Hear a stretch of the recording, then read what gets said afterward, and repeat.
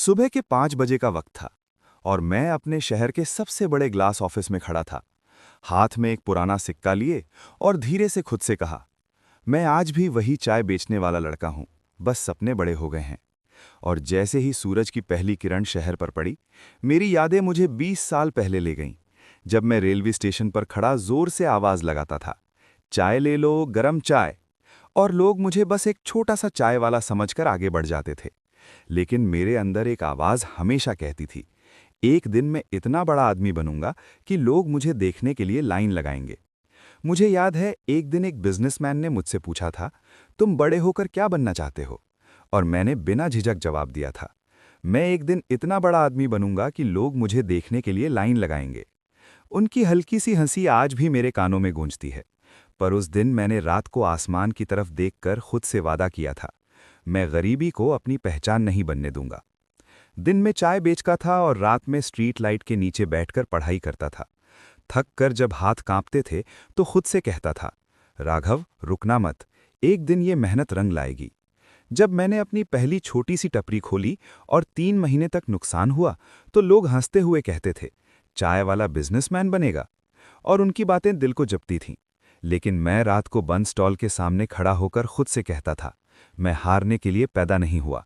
मैंने अपने स्टॉल पर एक छोटा सा बोर्ड लगाया था, सपनों वाली चाय, और हर कप देते वक्त मुस्कुराकर कहता था, आज छोटा हूं, कल बड़ा बनूंगा।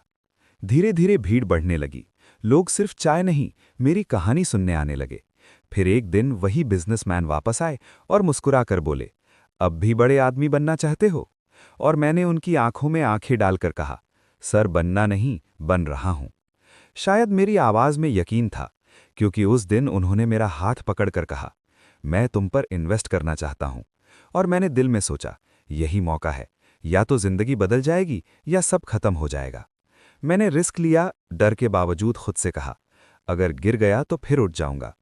एक स्टॉल से 10, 10 से 100 और धीरे धीरे मेरा ब्रांड बन गया, सपनों की चाय। हर नए आउटलेट के इनॉग्रेशन पर मैं अंदर ही अंदर उस छोटे लड़के को याद करता था जो कभी स्टेशन पर चिल्लाता था, चाय ले लो, गरम चाय। जब पहली बार मीडिया ने मुझसे पूछा, आपकी सक्सेस का सीक्रेट क्या है, तो मैंने सिर्फ इतना कहा, मैंने कभी अपने सपनों को छोटा नहीं होने दिया।